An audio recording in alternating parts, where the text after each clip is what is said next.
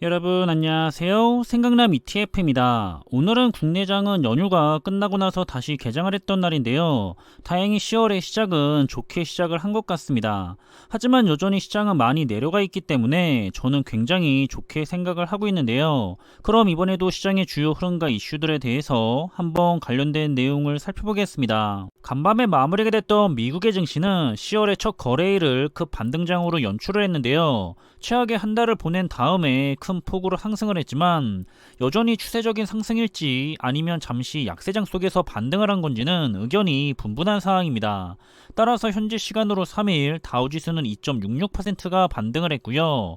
S&P 500 지수도 2.59%가 상승을 한 모습이고, 그리고 기술주 중심의 나스닥 지수는 역시 2.27%가 다시 반등을 하면서 이렇게 미국을 대표하는 3대 지수는 상승장으로 10월을 시작했습니다. 따라서 시장을 대표하고 있는 S&P 500 지수의 흐름을 먼저 살펴보자면 이번에는 다시 반등을 했기 때문에 다시 3,700선에 가깝게 주가가 올라갔는데요.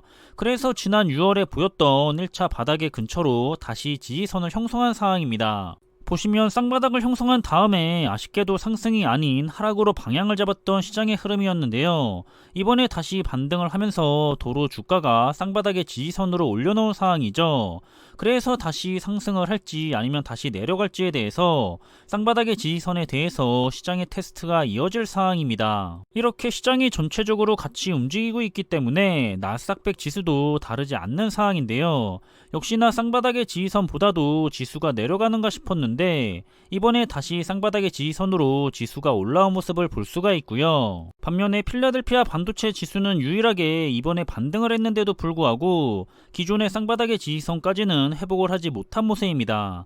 워낙에 주가가 많이 하락해 있기도 했고요. 그래서 저는 개인적으로도 반도체 ETF에도 투자를 하고 있기 때문에 소량이나마 추가 매수를 해보고 있었던 최근의 상황이기도 합니다. 아무튼 이렇게 이제 10월이 시작이 됐고요. 10월에도 여러가지 이벤트들이 발생을 하겠지만 우선 시장을 움직일 가장 큰 두 가지 이벤트는 첫 번째로는 바로 미국의 9월 CPI 수치가 있을 거고요. 두 번째 이벤트로는 이제 발표가 시작이 될 3분기 기업들의 실적이 시장의 방향을 크게 좌우하게 될 것으로 생각이 됩니다. 그리고 시장은 계절적인 요인으로 인해서 앞으로 10월과 11월 그리고 12월에 대해서는 시장의 흐름이 상승장이 되기를 기대를 하고 있는 것 같은데요. 이건 시장의 과거 평균적인 수치가 그렇다는 거기 때문에 말 그대로 그냥 기대만 해보는 게 좋을 것 같고요. 또 일부에서는 역시나 현재는 감매도 상태이기 때문에 오히려 빠져나가거나 더 나은 저점을 찾아보려고 기회를 보고만 있는 것보다는 지금을 매수의 기회로 삼는 것이 좋다는 의견을 내고 있기도 합니다.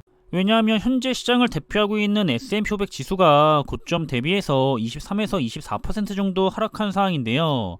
역시나 시장의 평균적인 데이터는 시장이 20에서 25%가 하락을 했을 때 1년 후에는 지수가 평균적으로 11.5%가 상승을 했었다는 주장입니다. 따라서 지금 당장에 좋은 성과를 가져가려고 투자를 하라는 것이 아니고요. 우상향을 할 좋은 종목들은 지금과 같은 시기에 저렴하게 수량을 많이 모아둬야지 다음에 상승장이 왔을 때 큰 수익을 그대로 돌려받는다는 그런 의미를 가지고 있습니다. 그런데 지금도 계속해서 시장의 분위기가 좋지가 않고 더 하락할 가능성도 커 보이는 상황인데 왜 계속 적립식으로 투자를 하냐는 그런 의문을 가지신 분들이 꽤 있는 모습인데요.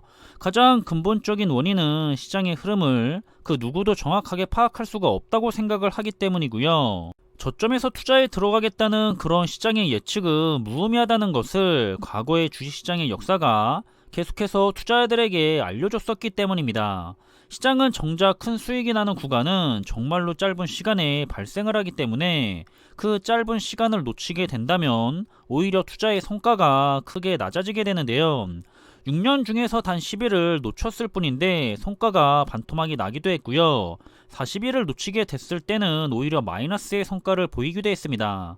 이건 장기 투자를 했는데도 불구하고 적리식 투자가 아니라 타이밍 투자를 하게 됐을 때 잘못되는 경우에는 투자의 성과를 아예 가져가지 못하는 경우도 발생을 할 수가 있다는 사실을 항상 주의해야 한다고 생각을 하는 편이고요. 그렇기 때문에 당장에 눈앞에 보이는 작은 성과를 가져가기 위해서 노력을 하는 것보다는 장기적으로 큰 성과를 가져가기 위해서 미래의 가치를 보면서 투자를 해야지만 좋은 성과를 가져갈 수가 있다고 생각을 하고 있습니다. 우리는 대부분이 적립식으로 투자를 할 수밖에는 없기 때문에 꾸준하게 수량을 모으면서 이런 조종장을 잘 활용하는 게 좋다는 생각이고요. 우상향을 할 종목들은 이미 확실하게 우리들 주변에서 쉽게 찾아볼 수가 있다고 생각을 하기 때문에 안전한 투자의 종목들과 함께 일부 비중의 공격적인 투자의 종목들을 잘 섞어가면서 장기 투자를 한다면 반드시 장기적으로는 큰 투자의 성과를 가져갈 수가 있을 겁니다. 그리고 아무리 좋은 종목을 가지고 투자를 한다고 하더라도 본인 스스로가 믿음이 없다면 당연히 좋은 투자를 할 수가 없을 텐데요. 믿음이 없기 때문에 이런 조종장에서 마음이 흔들리면서 실수를 하게 되는 거죠. 결국에는 투자의 성과는 시장이 아니라 투자자들 스스로가 결정을 내고 있다는 사실이고요. 분명히 이번 조종장도 지나가고 나면 이 조종장에서 계속해서 수량을 모았던 투자자들은 모두가 웃고 있을 거고요. 반대로 제대로 투자를 하지 못했던 투자자들은 반드시 후회를 하게 될 겁니다. 모든 선택은 스스로가 했다는 사실을 명심하시고요. 모쪼록 계속해서 좋은 투자 종목들을 가지고서 좋은 투자를 이어가셨으면 좋겠습니다. 그럼 이번 영상의 내용은 여기서 마무리하겠고요. 남은 하루의 시간도 즐거운 시간으로 잘 마무리하시길 바라겠습니다. 항상 준비한 내용들이 여러분들과 함께 투자하는 데 있어서 많은 참고가 될 수 있는 그런 좋은 영상이 되기를 바라고 있고요. 심리적으로도 그리고 좋은 정보로도 도움이 되었으면 좋겠습니다. 그럼 영상이 도움이 되셨다면 구독과 좋아요 부탁드리고요. 저는 다음에 더 좋은 정보들로 찾아뵙겠습니다. 감사합니다.